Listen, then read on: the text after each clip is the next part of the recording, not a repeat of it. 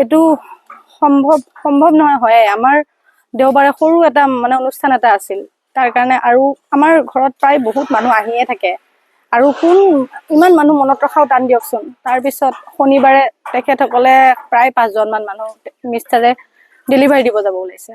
তাৰপিছত 5জন মান মানুহ বাকীখিনিয়ে ফোন কৰি আহিছে আমাক। ফোন নাম্বাৰ আমাৰ যিহেতুকে ইউটিউব চেনেল এটা আছে তাতে দিয়া থাকে। তেওঁলোকে কি কৰিছে, 5জন মান মানুহ অলৰেডি কথা পাতি থাকোতে আৰু 2জন মানুহ আহিছে।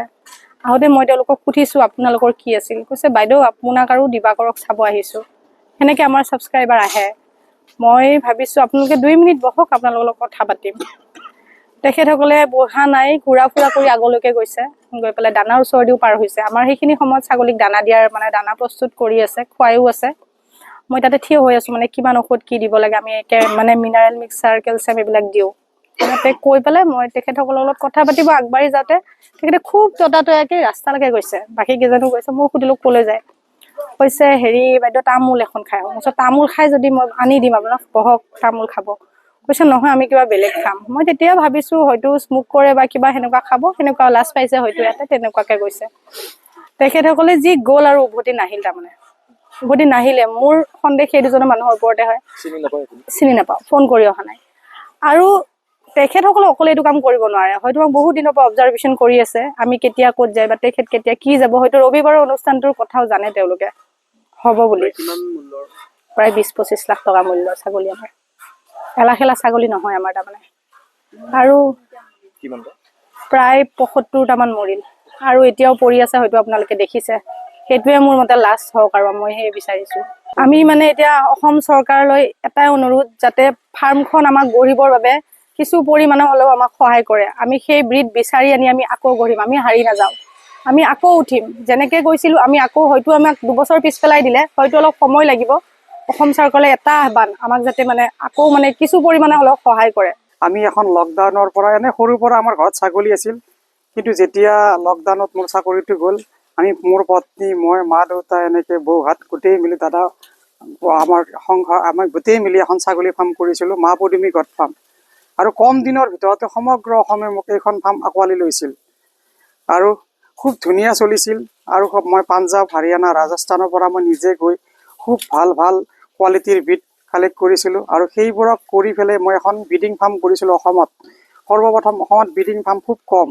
মই সেইটো দেখাই দিছিলোঁ যে ব্ৰিডিং ফাৰ্ম কৰি পেলাই, ছাগলী পালন কৰি পেলাইও অসমত স্বাৱলম্বী হ'ব পাৰি। অসম চৰকাৰে কিমানক চাকৰি দিব। ময়ো পঢ়া শুনা ল'ৰা, মোৰ ৱাইফো পঢ়া শুনা।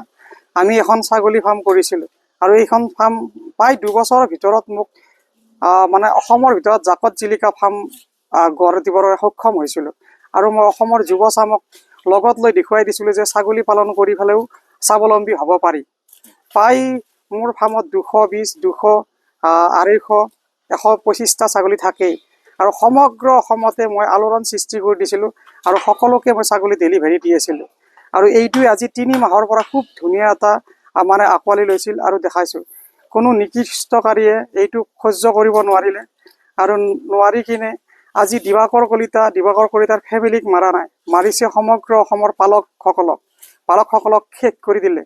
আজি কিমান আশা কৰি মোৰ পৰা ছাগলী লৈ আছিল, তেওঁলোকে মোৰ দানাত পয়জন মিক্স কৰি দিয়ে আৰু মোৰ ছাগলীবোৰ মাৰি পেলায়। প্ৰায় এতিয়ালৈ 75টা ছাগলীৰ মৃত্যু হয়। আৰু ইমান দাম, কোনোবাতো ছাগলীৰ 1,72,000, কোনোবাতো 80,000, কোনোবাতো 70,000, কোনোবাতো 40,000। প্ৰায় মোৰ 20-25 লাখ টকাৰ ছাগলী ধ্বংস কৰিছে। এতিয়া মই নিথৰুৱা পইচা হৈছিল, সেইবোৰ পইচাবোৰ মই চব ছাগলীত লগাইছোঁ। আজি সমগ্ৰ অসমৰ ৰাইজক লৈ মই ছাগলী পালন কৰিছোঁ। কোনে এই নিকৃষ্ট পানীয়ে এইটো কাম কৰিছে, মই ভগৱানৰ ওপৰতে ভাবিছোঁ, যোনে যি কাম কৰিছে সেইটো ভাল কাম কৰা নাই, যে কাম কৰি খাবও নিদিয়ে। আজি মই গম পালোঁ যে ফাৰ্মত লাভ নাই, সেইকাৰণে মানুহে কোম্পানী বা চাকৰি কৰে। কিন্তু মই দেখুৱাই দিছিলোঁ যে ছাগলী পালন কৰি পেলাই স্বাৱলম্বী হ'ব পাৰি। এইখিনিয়ে কৰিছিলোঁ মই। পশু চিকিৎসা বিভাগৰ বহুত ভাল ৰেছপন্স পাইছোঁ। মই মনোজ শইকীয়া ছাৰকো ফোন কৰিছোঁ, নিজে ব্যক্তিগতভাৱে ফোন কৰিছোঁ, কিছু বস্তু ছাৰক ফোন কৰিছোঁ, নীলাম্বৰ ঠাকুৰীয়া ছাৰক ফোন কৰিছোঁ, অখিল ৰঞ্জন মেধি ছাৰক ফোন কৰিছোঁ, অনিল ছাৰক ফোন কৰিছোঁ। তেওঁলোকৰ পৰা 2খন গাড়ী পঠাইছে তেওঁলোক আহিছে 10-12জনকৈ ডক্তৰ আহিছে। 10-12জনৰ হাতত মই ঠেঙত ধৰি কৈছিলোঁ মোক চুলতান আৰু সম্ৰাটক বাচাই দিয়া। তেওঁলোকে নিজে কৈছে 25 বছৰ অভিজ্ঞতাৰ পৰা আমি এনেকুৱা দেখা নাই যে চেলাইন হাতত থাকিল ছাগলী মৰি গ'ল। যদি ইটি হ'লে এটা বা দুটা মৰিল হয়, বেমাৰ হ'লে এসপ্তাহ লাগিল হয়। প্ৰায় 4 ঘণ্টাৰ ভিতৰত মোৰ 75টা ছাগলী মৰিছিল। মানে যিবোৰ দানা খাইছে চব এটা এটাকে পৰি মৰিছে। ঘটনাটো যোৱাকালি ঘটনাটো ৰবিবাৰে ছাগলীবোৰ মৰিছে। পয়জন কি ধৰণে মিহলাই দিছে কিবা এইটো দানাত কোনোবাই দিলে, হয়তো কোনোবা জধামূৰ্খই কৰিছে। মোৰ উন্নতি দেখা পাই পেলাই জ্বলন হৈছে, বা ঘৰ দুৱাৰ বনাই আছো বা কাম কৰিছো সেইটোক লৈ পেলাই জ্বলন হৈছে। কি কৰিছে, নহয়তো একদম হাই ৰেংকৰ কোনোবা জ্ঞানী গুণী জানি পেলাই মোক মানে পুলি পোখালি উঘালি দিবৰ কাৰণে এই কামটো কৰিছে। দুটাৰ ভিতৰত এটাই কৰিছে, একদম জানে যে মই অসমত ট্ৰেডিং কামটো সম্পূৰ্ণৰূপে টোটেলি বন্ধ কৰি পেলাইছোঁ। টোটেলি ট্ৰেডিং কামটো বন্ধ কৰাইছিলোঁ। মই অসমত জন্ম পোৱা, অসমৰ পৰিৱেশত, অসমৰ মাটি পানী বায়ুৰ লগত মিলা ছাগলী মই সমগ্ৰ অসমত দিবৰ কাৰণে চেষ্টা কৰিছোঁ। এইখিনি কি ঠাই? এইখিনি পছৰীয়া কামৰূপ হয়।